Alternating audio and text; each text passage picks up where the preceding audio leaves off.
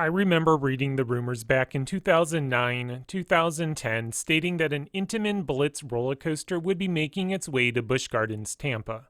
I was very excited, as I've always been a fan of Maverick. Well, the coaster was finally announced, and I enjoyed watching the construction process take place. The layout looked amazing, track weaving itself over and under the sky ride, diving down into the trenches, skimming across the creek. This was going to be the best roller coaster ever built. Well, I never did make it to Busch Gardens in 2011, but was content hearing the reviews. For the most part, people started to label this attraction as a family coaster. The consensus was Cheetah Hunt is a fun roller coaster, but it's no Maverick. Fast forward 10 years to 2021, and here's me finally going back to Busch Gardens, Tampa to check out this Cheetah Hunt. I made sure to temper my expectations, because I would rather be pleasantly surprised than disappointed. Regardless though, this was my most anticipated roller coaster to check out in Florida during my recent trip. After getting multiple rides, I feel I've gotten a good grasp of this attraction and can accurately provide you my review.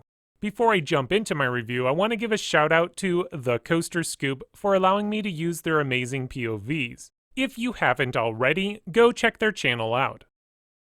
Presentation. Cheetah Hunt has the best theming and presentation of any roller coaster at Busch Gardens. Dare I even say amongst any coaster in the SeaWorld chain. The roller coaster has been built in such a way that the ride looks like it naturally belongs. The foliage has grown in nicely, enclosing the ride to immerse riders on their jungle adventure.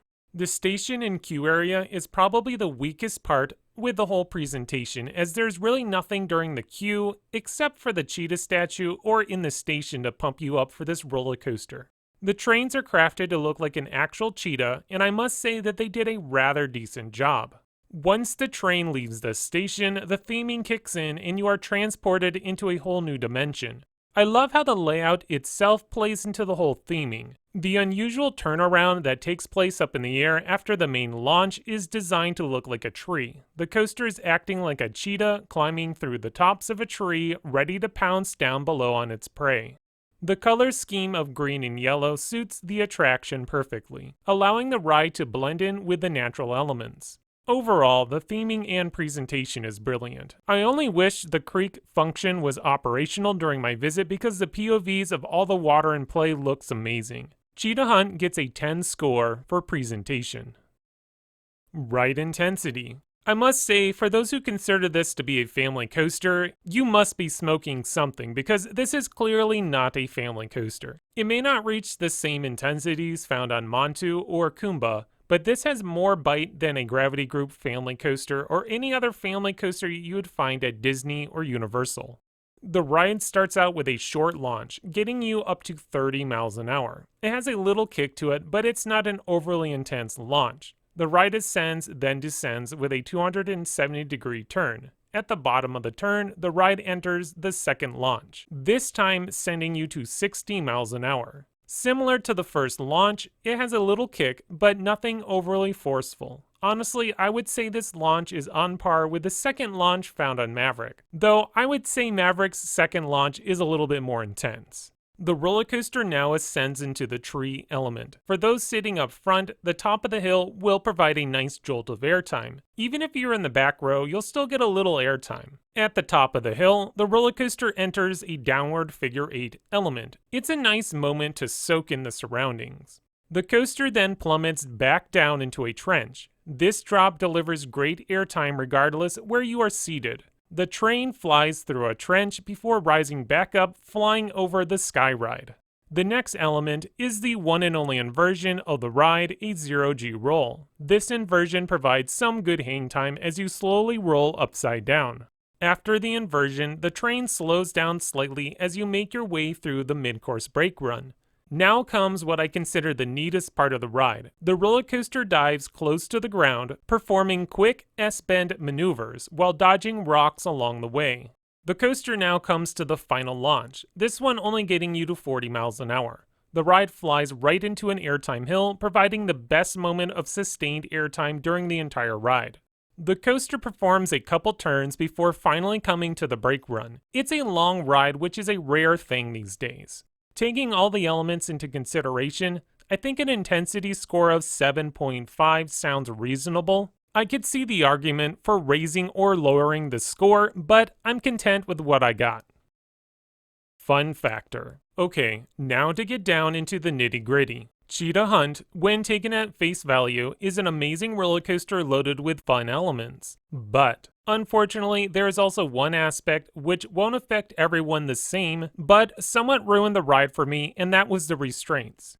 I've ridden Intamin roller coasters with the hard, over-the-shoulder restraints, so I thought I knew what to expect. Well, I think because this roller coaster has a slightly lower height restriction of 48 inches, the restraints are a little tighter because they were crushing my shoulders. My first ride on Cheetah Hunt was a painful one. I spent the whole ride pulling up on the restraint in attempts to make my ride less painful. The 0G roll during the run was very painful. I thought it was going to rip my skin from my shoulders. To make matters worse, I had a little sunburn, so the restraints aggravated it. Well, after my first ride and knowing what to expect, I positioned myself differently in attempts to make the restraints fit better. I was able to give myself a little more room, but it still would hurt my shoulders at certain parts of the ride. For those who are smaller in height, this issue shouldn't be a problem. Cheetah Hunt has a lot of great things going for it. First, the launch portions are fun. Second, the way the coaster interacts with the surroundings is really what makes this coaster come alive. The airtime might not be something to write home about, but Cheetah Hunt does have a couple decent pops of air to keep airtime junkies engaged. Since this is my review, I have to take the bad restraints into consideration. Since I was able to alleviate this issue slightly, a score of 7 for fun factor seems more than generous. Originality. Cheetah Hunt is one of the best paced roller coasters I've ever been on. Every portion of the ride has its own theme. The ride is constantly changing its game, never relying on a single element, force, or trick to keep its audience engaged. The ride starts off with a couple launches, a neat treetop hat element thingy, the interaction with a sky ride, trenches, fast-paced S-bends, and a single inversion. The ride itself embodies how a cheetah would act. I love watching this coaster in action. There are many great spots throughout the area where you can get up close to the ride.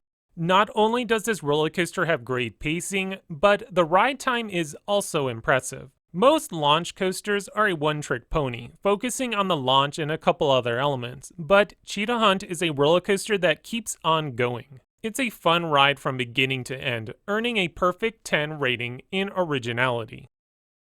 Ride smoothness. Because I've already talked about the bad restraints, I'm not going to discuss them all over again, but focus on how smooth this roller coaster is. For the most part, I'd say this is a smooth roller coaster. There might be a rumble here or there, but nothing noteworthy. There's really not much here to say. Cheetah Hunt gets a 9.5 for ride smoothness. Okay, the final score comes to 8.8, which is a great score. My biggest beef with this roller coaster is the restraints, but if you can overlook that aspect, then you're in for a real treat. It's not uber intense, nor does it provide a ton of airtime. Cheetah Hunt is all about telling a story, giving you a small glimpse into the life of a cheetah. During both days I was at Busch Gardens, Cheetah Hunt always had the longest line. Now, the ride was only running 2 trains, but it felt like it was the most popular attraction. Having this roller coaster more quote-unquote family-oriented makes this an appealing attraction to everyone. My personal score is going to be a 7.5. I really wanted to love Cheetah Hunt, and I was shocked that it was the restraints that did this coaster in for me. I kinda wonder why Busch Gardens hasn't replaced the restraints with the soft straps currently utilized on Maverick, Fahrenheit, and Stormrunner. If these changes take place, my personal rating will rise considerably. Until then, I stick with my score. That wraps up my review of Cheetah Hunt. Did I provide a respectable review for this Intamin Blitz coaster? Let me know in the comments below. If you enjoyed this video, please click on that like button and subscribe. That way you continue to get great content brought to you by Extreme Thrills.